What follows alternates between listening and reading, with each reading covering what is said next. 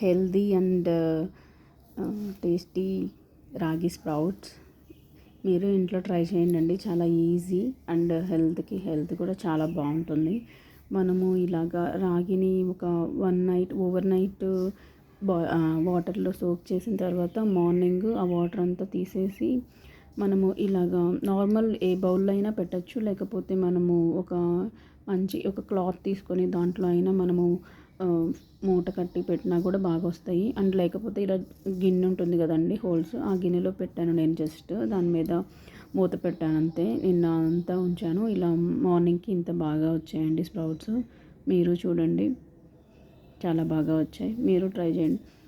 ఇలా చేశాక దీన్ని మనము వేపి అండ్ సన్ డ్రై చేసిన తర్వాత మనం దీన్ని పౌడర్ చేసుకొని దీన్ని మనం రాగి జావా కానీ రాగి సంగటి అలా ఏదైనా యూస్ చేసుకుంటే చాలా బాగుంటుంది. ఇలా చేస్తే హెల్తీగా ఉంటుంది. ట్రై చేయండి మీరు కూడా.